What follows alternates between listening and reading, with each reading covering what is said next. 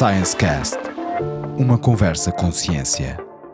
Olá, seja bem-vindo a mais um episódio do Science Cast, uma conversa com ciência em que eu, Vasco Matos Trigo, sou jornalista e falo com um convidado que é cientista.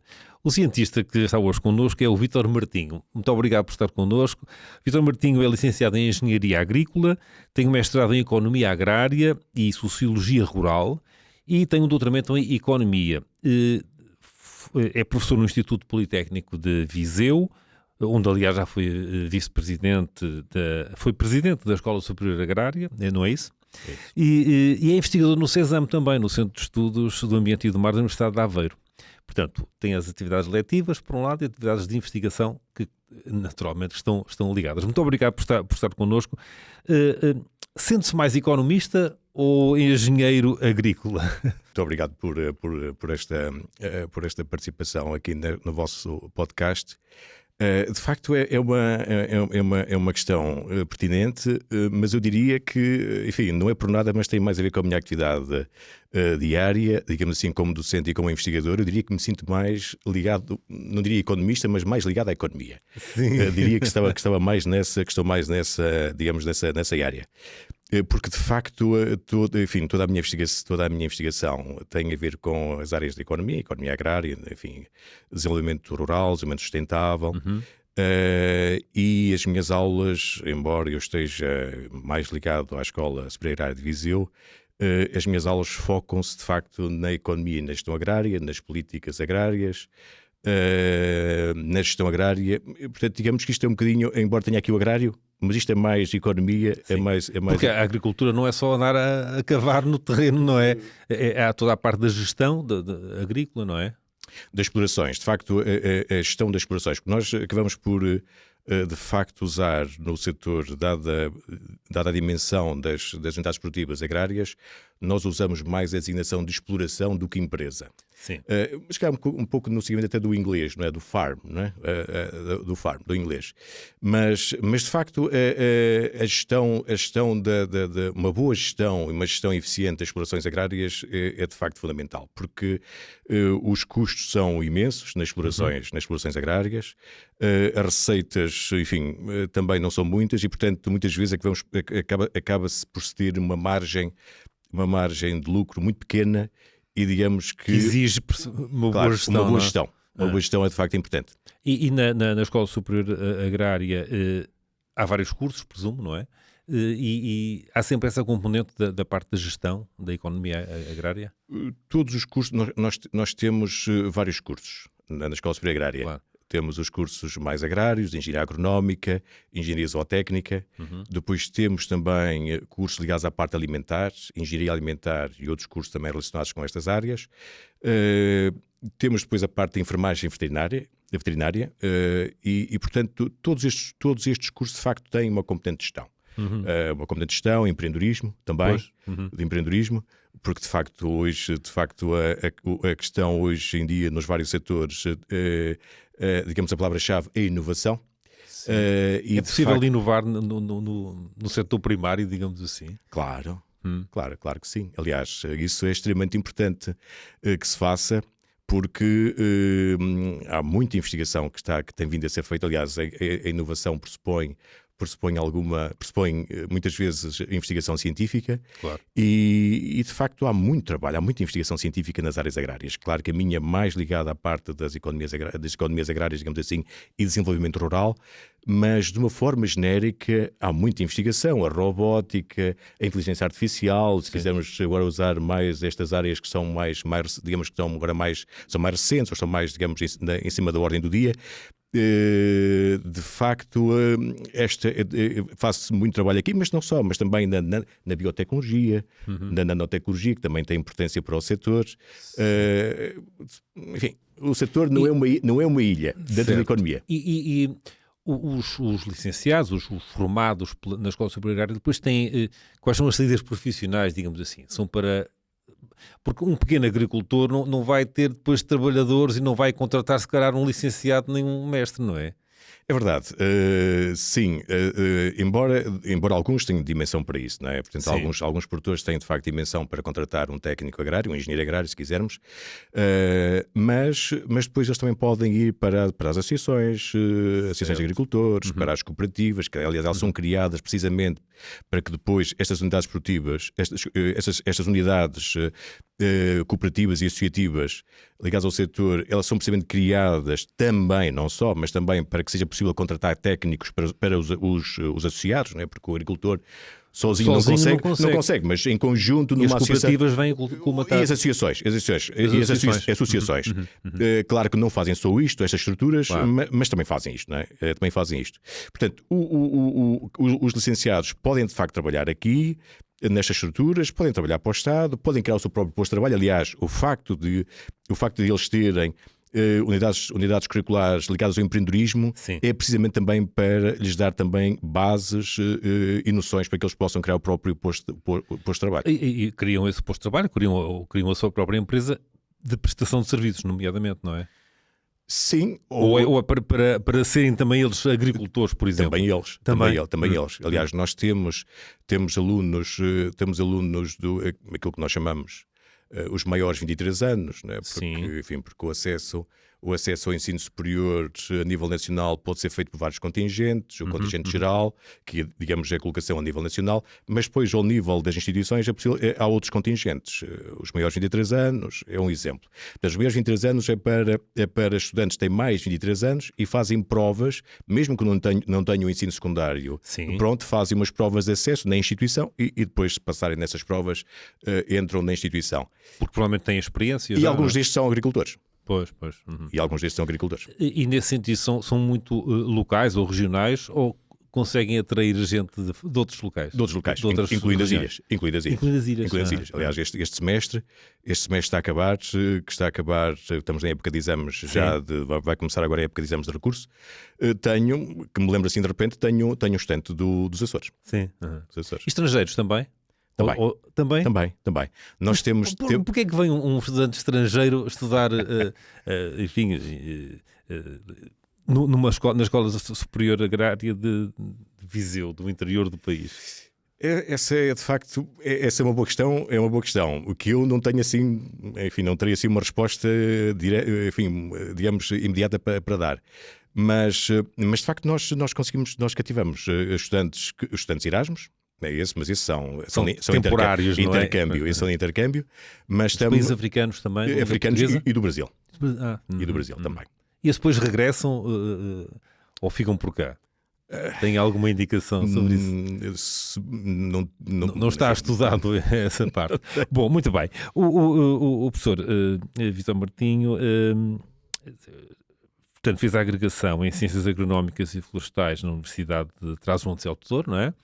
E depois agora está no Politécnico de Viseu a dar aulas, não é? E ao longo da sua vida e na atualidade está envolvido em imensos projetos, seguramente, não é? E vou falar aqui de alguns desses projetos, se calhar, interessantes. Por exemplo, um que me chamou a atenção, Carbon Farming. O que é isto? O que é o Carbon Farming? O Carbon Farming é um projeto... Bem, já agora dizer, eu sempre estive no Politécnico de Viseu. Estou lá há quase 30 anos. A agregação tem que ser uma universidade, é um título. Título. É mais do que um grau, não é? Portanto, doutoramento é um grau, é um grau, são graus, licenciaturas, mestrados e doutoramentos são graus, e a agregação é um título. Sim. É um título que é necessário para progredirmos na carreira. É dentro da carreira. Dentro da carreira. E, portanto, é uma prova que se faz e que de facto tem que se fazer numa universidade, não é? Porque depois os politécnicos ainda não têm essa possibilidade de dar estes títulos. O Carbon Farming, e de facto no Politécnico estou lá, sempre estive no ensino superior, sempre estive no Politécnico, desde 1900, quase 30 anos, desde 1997. Mas o Carbon Farming de facto foi um projeto que nós tivemos numa parceria entre a IFCT e a Fundação para a Ciência e Tecnologia, um projeto de um ano, e o PLANAP, que é o Centro de Competências da Administração Pública. Sim. E é um projeto Science for Policy. Portanto, no fundo, era nós recolhermos informação neste tópico do carbon farming, recolhemos informação científica que depois pudéssemos elaborar relatórios e um policy brief que servisse de base para a administração pública, para a definição para de as decisões políticas. de políticas. E de facto, portanto, o carbon farming no fundo é o quê? No fundo é a capacidade do solo em captar, absorver. em fazer o sequestro do carbono. Exato.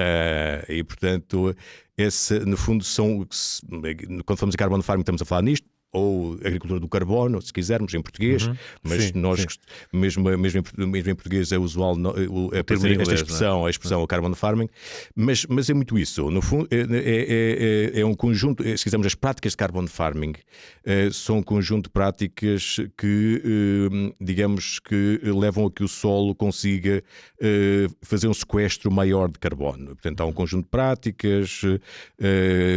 práticas como seja aumentar a eficiência na utilização de recursos, por exemplo, para que depois o solo, por exemplo, na utilização de fertilizantes, para que não haja contaminação dos solos, não é? Como também depois promover práticas agroflorestais que no fundo combinam, portanto são sistemas agrários que combinam a prática, não são tão intensivos e portanto permite utilizar aquilo que é, digamos, a biomassa da floresta para através de compostagem se utilizar como matéria orgânica para a agricultura. E são de facto um conjunto de práticas que permitem, portanto, que permitem que o solo seja capaz de fazer um sequestro maior de facto do carbono, evitando que ele vá para a atmosfera. Para a atmosfera. O objetivo último, digamos assim, é esse, não é? É esse. De facto, às vezes nós não temos essa noção, não é? De facto, não temos essa noção do solo. De facto, o solo nós não temos, muitas vezes não temos de facto a noção das capacidades do solo, não é? Portanto, nós mesmo eu com a minha formação de base de engenharia agrícola, muitas vezes esqueço-me, o solo é para onde nós colocamos os pés e portanto é algo, mas de facto é um ecossistema de facto muito interessante, não é? E que tem várias funções, enfim, várias funções com vários contributos para os ecossistemas, inclusive naturais, e portanto tem também esta função de permitir ser um sumidor, digamos assim, de carbono. Que assim não vai para a atmosfera com os efeitos que tem. Exatamente. Os efeitos maléficos, digamos assim, do carbono na atmosfera, do dióxido de carbono, não é? Dos gases com efeito de estufa. Exatamente. Essa política que pretendem influenciar, ou que tentam influenciar a nível nacional, como é que isso depois se liga para as pequenas explorações? E eu estou-me a lembrar de um projeto que é a horta familiar, que é à escala, é família, é uma coisa mais pequena, não é? É para a criação de emprego, não é? De facto, participo nesse projeto, que é o Harvest. Sim. É um projeto PRR. Não sou, de facto, o coordenador do projeto, mas de facto participei como investigador, mas digamos que a intenção, enfim, não sendo coordenador não me sinto confortável de facto a falar sobre ele, mas de facto era um projeto coordenado, se estamos a falar do mesmo, o Harvest é um projeto coordenado pelo Instituto Politécnico de Bragança e de facto sim, a intenção é de facto promover a horta familiar, portanto, digamos... Ou seja, aquilo que tínhamos estado a falar antes, de boas práticas... podem também, a família, a horta familiar, podem aplicar também os conhecimentos científicos, digamos assim, para melhorar a exploração, não é? Sim, a ideia do projeto é mesmo essa, não é? Portanto, a ideia do projeto é de facto dar, enfim, é como eu digo, com a ressalva que eu não sou a pessoa mais indicada para falar nele, mas de facto, na prática, a ideia do projeto será de facto fornecer, digamos, indicações e fornecer conhecimento produzido na academia. Exatamente. Para que de facto, sim, para que de facto. Eu sei que participa na rede europeia de avaliação da sustentabilidade, não é? O European Network for Multiple View Life Cycle Sustainability Assessment. Esse é um projeto europeu, que não é? gosto. É um projeto Exatamente. COST, sim, é um projeto COST. Esse é um dos projetos COST em que eu participo também. Também não sou, digamos, o coordenador desse projeto. Sim, mas Mas de facto participo nesse projeto COST e de facto a ideia é levar a que haja maior implementação destas técnicas, o life cycle, portanto, análise de ciclo de vida, análise de custo de ciclo de vida, portanto, são de facto metodologias no âmbito dessa análise de ciclo de vida para a sustentabilidade, porque depois, de facto, a análise do ciclo de vida para a sustentabilidade tem várias componentes. Tem a componente ambiental, que é a análise de ciclo de vida. Depois tem a componente económica, que é a análise de custo de ciclo de vida. E depois tem a componente social, que é a análise da componente social do ciclo de vida dos processos ou dos produtos. Sim. E, portanto, no fundo, é incentivar a utilização destas metodologias. Mas, elas... portanto, sendo um projeto COST, é um projeto europeu, é muito semelhante, porque nós sabemos que a realidade agrícola, nomeadamente dos diferentes países, é também muito diferente, não é? Nós vemos em países... mas tem que haver alguma ponta, por isso é que o projeto é um projeto europeu, não é? No fundo, a iniciativa COST não é só Europa. Sim, pois, mais ainda. A iniciativa COST é principalmente Europa. Os fundos são europeus, de facto, pois. Mas depois envolve também países africanos, é a Turquia, portanto, também depois para além, portanto, depois Israel, envolve de facto, envolve vários países, a maior parte deles são da União Europeia, mas envolve outros países. E de facto a ideia dos projetos COST é criar network. Certo. É pôr os cientistas a falarem uns com os outros. E um pouco aquilo que dizia, de facto, não é? Portanto, no fundo, tentar compatibilizar aquilo que são as diferenças entre os vários países e as diferentes realidades e tentar encontrar pontos de convergência, não é? E portanto, pontos de convergência portanto, e também a questão do network, não é? Portanto, de facto, depois se poder trabalhar em conjunto, não é? Nas componentes da investigação científica. Estas iniciativas COST são muito interessantes. Eu participo em várias. Há três em que sou, de facto, tenho um papel de liderança. Diga-me. Que é um da reutilização da água. Certo. Esse sou líder de um grupo de trabalho. Sim. E aí sim. E é um projeto COST também. E é um projeto COST. Sou líder de um grupo de trabalho, do grupo de trabalho 1, portanto, este projeto sobre a questão da reutilização da água. Sou, de facto, líder do grupo de trabalho 1, que tem a ver com a análise das questões socioeconómicas. E, portanto, as questões socioeconómicas, porque muitas vezes nós sabemos que a reutilização da água, a água é um recurso muito escasso, né? Cada vez mais. É importante ser reutilizada. Mas o problema depois é de facto se as pessoas e as empresas, digamos, o público em geral, estar receptivo a utilizar esta água que foi reutilizada. E de facto, o engraçado, portanto, a ideia do nosso grupo, o engraçado é que, finalizar esta parte, o engraçado é que há de facto, a literatura científica mostra que todos os públicos são um bocadinho receosos. Sim. Há sempre ali, que não somos todos, Sim. mas inclusive para a reutilização desta água na agricultura. Incluindo aí. Quando estamos a falar de reutilização, não quer dizer que seja utilizada para a mesma coisa que já foi, não é? Não é? Exatamente. Mas mesmo que não seja, de facto, há algum ceticismo a reutilizar. E o nosso grupo de trabalho, a intenção é em conjunto, tentarmos perceber quais são as percepções dos stakeholders, não é? Portanto, do público, a percepção sobre esta água que vai ser reutilizada. Quais são as percepções, quais são as atitudes e tentar encontrar soluções para que... Ao fim e ao cabo vai buscar um pouco daquilo que o Vítor Martinho estudou no mestrado, que era Sociologia também, não é? Componente de Sociologia. Há aí uma componente de Sociologia, não é? Há uma componente de Sociologia, sim. De facto, eu que fiz, de facto, no Instituto Superior de Agronomia, nos tempos do professor Francisco Avilés, do professor Oliveira Batista, enfim, que me perdoem os restantes, mas estes que são de facto, que me lembro de repente, e que de facto eram as referências nacionais da economia agrária, mais até da economia agrária. E o professor Castro Caldas, da Associação, penso que não estou a trocar, mais da parte da sociologia, mas de facto a sociologia rural nós desvalorizamos. Sim. Aliás, desvalorizamos um bocadinho. Aliás, já em Viseu não tem cadeiras praticamente de sociologia. E mesmo nas universidades, não sei se elas ainda se mantêm. Aliás, enfim, não vou dizer isto, mas não me fica bem. Mas havia. Não, enfim, havia. Quando nós andámos a estudar, e eu que até sou mais dessas áreas das economias e sociologias rurais, havia. Pronto, desvalorizava-se um bocadinho, de facto, a questão da sociologia, mas a verdade é que ela é muito importante. É muito importante porque permite perceber, de facto, quais são as reações de determinados grupos sociais. Neste caso, dos agricultores. Mas eu tenho visto algumas notícias de cursos, de escolas da área, até das engenharias, por exemplo, que estão a reintroduzir as componentes sociais e as ciências sociais, ao fim e ao cabo, não é?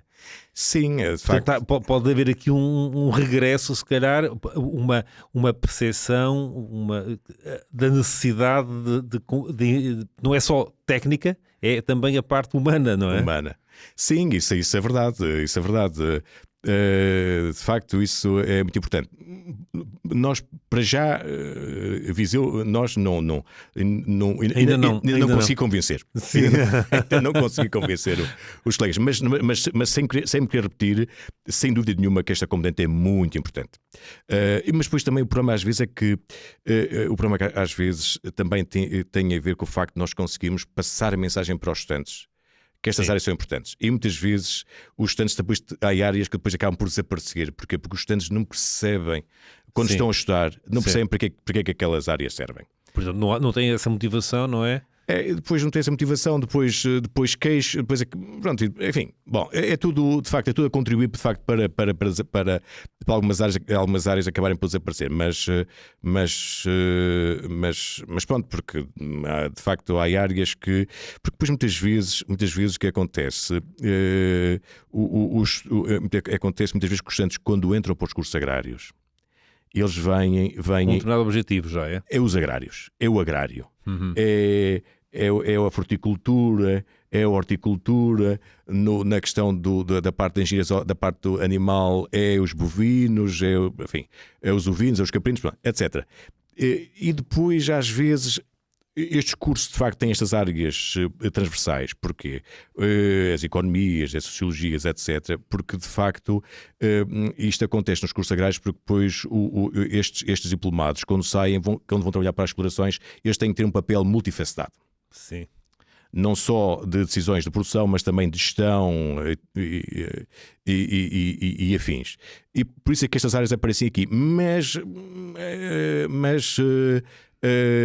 convencer mesmo até os colegas é que elas fiquem quando os cursos são remodelados. Sim. É uma tarefa. Lá está, porque há aqueles inquéritos aos alunos, provavelmente, e os alunos desvalorizam essas áreas, e portanto também há que ir ao encontro do cliente, não é? É isso. Os alunos, em certa medida. Falámos da água há bocadinho e da água dos solos. Há um problema que é a salinização dos solos. Está ligado também a um projeto? Esse é outro projeto Coste, em que eu sou o coordenador, sou líder de um grupo de trabalho, que é o grupo de trabalho ligado à questão das políticas da salinidade, direcionadas para lidar com as questões da salinidade do solo. A salinidade do solo é um problema emergente. Invisível. Porquê é que se tornam mais salinizados os solos? Pela escassez de água também, a própria escassez de água, pela própria escassez de água, pela proximidade com zonas costeiras, também. Depois pela escassez de água, porque menos água torna os solos mais salinos, e depois também pelas práticas agrícolas, algumas práticas agrícolas. Mas este é de facto um problema invisível e para este problema, de facto, os vários agentes não estão devidamente alertados. Não é? E este projeto tem essa componente também de alertar?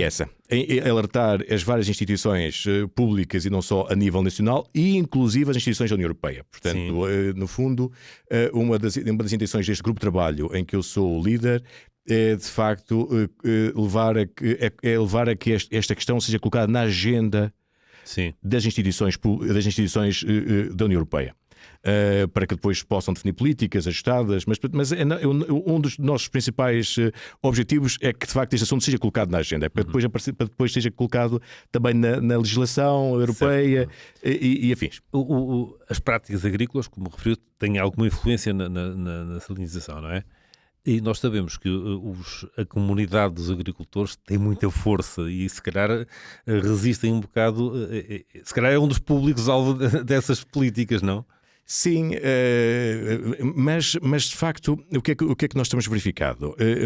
É um dos públicos-alvo, de facto, mas como não é um problema, como não é uma questão visível, é difícil convencer. Pois. Inclusive as organizações produtoras. Não estou a falar nas portuguesas, com as quais sempre contactei, tive de facto um bom feedback, mas fui eu que enviei e-mails para as várias confederações dos vários países da União Europeia, confederações de agricultores, dos vários países da União Europeia, porque há uma lista, há um site com as várias instituições, que depois estão agregadas numa instituição que tem representação da União Europeia, que agora me falha o nome. Portanto, eles lá têm de facto as várias confederações, e eu tirei os contactos de e-mail e enviei e-mails para todas, para estas todas dos vários países da União Europeia. E respostas? Obtive 3 respostas. Pois. 3 respostas. De facto, enviei, não consigo precisar, mas enviei para aí uns 40 e-mails, mas recebi 3 respostas. Portanto, não estou a falar das portuguesas, estou a falar fora de Portugal. Uma foi de um país a dizer que do norte, a dizer que esse não era um problema que se pusesse naquele país, portanto não viam a necessidade de se conversar sobre isso. Enviei e-mails para marcarmos reuniões, para trocarmos pontos de vista. Não era um problema que se colocasse lá. E, portanto, mas é, porque é um país costeiro. Pois. Não é um problema que se colocasse lá e, portanto, não viam necessidade disso. Outro país mais do centro da Europa, de facto, esse aí não tem costa, mas o problema também é emergente. É a mesma coisa. Também não era um problema que se colocasse lá, portanto, não viam necessidade de fazer uma reunião. E só consegui marcar uma reunião com uma associação da Holanda, dos Países Baixos. Aí sim. Marcámos a reunião e fizemos a reunião. Portanto, mas de facto mas mesmo em Portugal, a conversar com as organizações públicas e privadas, nota-se que o problema é da escassez da água. Sim. Há um problema com a escassez, há uma preocupação enorme com a escassez da água. E essa é que é de facto a grande preocupação. Esta questão, que depois acaba por bater também na questão da sanidade do solo, mas a sanidade do solo não é visível, não é? Portanto, não preocupa, de facto, não é preocupante. E se calhar tem alguma coisa a ver com outro projeto que eu tinha aqui uma referência, que é pôr os dados e a realidade em conjunto, que é Bringing Digital Data and Reality Together. Se calhar não tem nada a ver, mas era um outro projeto que eu gostava. O que é isto da realidade aumentada para as práticas agrícolas? Esse projeto é mais ligado até com as questões florestais, penso eu. O ARIF. ARIF, né? Eu penso... Augmented Reality in Forestry. Mais ligado a questões florestais. Esse também não tenho, de facto, um papel de liderança, nem de grupos de trabalho, nem na liderança do projeto. Sim. Mas, de facto, hoje em dia, as novas tecnologias, mesmo até com o smartphone, nós conseguimos encostar e aumentar, de facto, o tamanho daquilo que estamos a ver. E de facto isso tem a sua importância, até para a utilização das novas tecnologias, até para a detecção de doenças. Portanto, tem de facto a sua importância. E a inteligência artificial também já está a entrar ou não? A inteligência artificial é uma componente muito importante para o setor agrário. Sim. Sim, porque inclusive a FAO criou em 2015 o conceito de Climate Smart Agriculture. A FAO que criou, portanto, Climate Smart, né? Portanto, no fundo, a ideia é tirar partido das novas tecnologias digitais, smart, Sim. para se aumentar nomeadamente a eficiência do setor. Porque a questão, qual é o problema que nós temos? Porque é que a FAO veio com isto já em 2015? Porquê? Porque de facto nós estamos perante um dilema já há algum tempo, que é a população mundial aumentar. O aumento da população mundial faz com que a procura por alimentos aumente e, portanto, isso faz com que nós tenhamos que produzir mais. Claro. Temos que produzir mais forçosamente. Forçosamente temos que produzir mais produtos agrícolas. Tem-se tentado encontrar ideias alternativas, utilizar os insetos, mas de facto é inevitável. Temos que aumentar a produção agrícola. E de facto a questão da utilização, aumentando a eficiência com as novas tecnologias, nomeadamente a tecnologia smart, nós conseguimos aumentar a produção sem aumentarmos o impacto ambiental. Pois isso. Porque aumentamos a eficiência. Portanto, aumentar a eficiência, isto quer dizer o quê? Quer dizer que estamos a utilizar menos recursos, estamos a produzir mais com menos recursos, menos água, menos energia, que são só aqueles fatores críticos. E, portanto, de facto, as novas tecnologias são muito importantes. Nomeadamente na produção animal, é uma das críticas que surgem. Criar 1 quilo de carne gasta muita água, não é? Será por isso que existe este projeto Flavor Sum, alimentação baseada em plantas? É verdade, é verdade. Esse é liderado até pela Universidade do Porto, se não estou em erro. E de facto é uma forma, sim, é uma forma de se ir buscar, de facto, ir buscar proteína para a alimentação humana sem ser forçosamente de origem animal.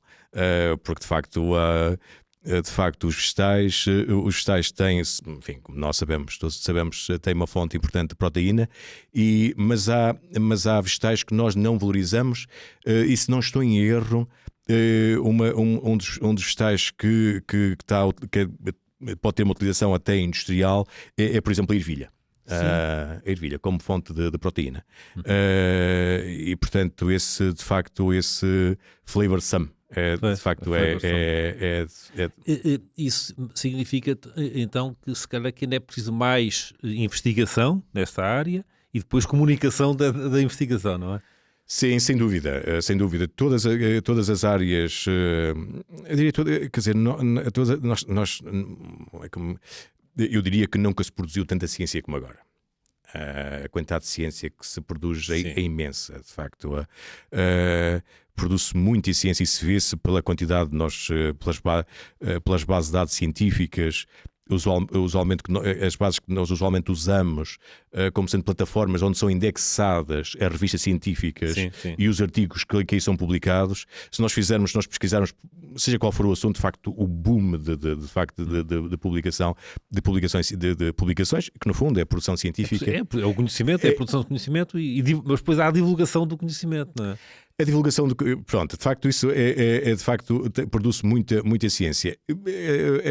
A questão da divulgação, de facto a questão da divulgação é outro aspecto. Tem-se de facto este podcast, os meus parabéns. Tentamos dar o nosso contributo. É um exemplo para o contributo para divulgar. E de facto depois são criadas iniciativas com apoios, mesmo até em Portugal, são criadas iniciativas para se criarem centros de transferência de tecnologia. Portanto, esses centros de transferência de tecnologia são muitas vezes são centros para se fazer o interface com as empresas, no fundo para fazer chegar a inovação, no fundo para fazer chegar a investigação que é feita na academia, para possibilitar a inovação nas empresas e no setor económico. Pronto, quer dizer, de facto são iniciativas para que se faça, de facto, para que se faça essa divulgação da... Sim, porque a divulgação tem benefícios para a sociedade, se a sociedade conseguir aproveitar o conhecimento e as decisões tomadas com base científica, mas, por outro lado, também para as próprias empresas melhorarem os seus métodos, os processos de funcionamento, não é? Sem dúvida, sem dúvida. Hoje em dia, eu diria, eu sou um académico, mas eu diria que hoje em dia as empresas que querem estar, de facto, nos campeonatos internacionais, nos mercados internacionais, têm que forçosamente estar a inovar, porque se não o fizerem, outros fazem. Pois. E passam à frente, não é? E, portanto, inovando nos mercados internacionais, conseguem produzir mais barato, conseguem produzir com melhor qualidade. Pois. Hoje em dia, de facto, a inovação é fundamental. Hoje em dia, a inovação é de facto a palavra-chave. E é um alerta para, enfim, já sabemos que existe já, mas as empresas também financiarem a investigação das universidades e nos centros de investigação de uma forma geral, não é? Sim, sim, ainda é pouco, não é? Ainda é pouco. Eu diria que se calhar pronto, ainda há algum caminho a percorrer, Sim, mas sim. há programas. Há programas, de facto, há programas que... Isso é bom para a academia também, não é? É bom para a academia, sim. Há programas nacionais e até internacionais. Aliás, eu faço parte como perito externo da iniciativa Eureka Eurostars, Sim. que é precisamente também um programa internacional, diria mais europeu, e portanto em que de facto o objetivo é apoiar projetos. Portanto, tenho fundos. Sim. E portanto apoiar projetos que são apresentados nomeadamente em parceria. Pois, entre a academia, a palavra-chave é parceria, entre a academia e as instituições privadas. E portanto, é uma forma. Mas nós em Portugal também temos. Portanto, em Portugal também temos programas no âmbito do PT 20, agora o atual PT Portugal 2030. Há também, por exemplo, a agência. Portanto, essa gestão desses fundos em Portugal é feita pela ANI, pela Agência de Inovação, e portanto, nas candidaturas, nos projetos que são feitos estes fundos, estes programas, é incentivado, aliás, em alguns casos, até um requisito. Sim. Que a candidatura seja feita numa parceria entre uma instituição de ensino superior ou de investigação científica e uma instituição privada, uma empresa, digamos assim. Claro. Precisamente já para ser mais fácil, digamos assim, a transferência de conhecimento do conhecimento que é produzido e seja logo canalizado para aquela aplicação. Para a aplicação. Muito bem. Professor Vítor Martinho, muito obrigado por ter estado connosco aqui nesta conversa. Muito gosto. Foi mais um episódio do ScienceCast, que fica disponível nas redes de podcast, nas plataformas habituais e também no YouTube, na nossa versão em vídeo. Muito obrigado e até para a semana.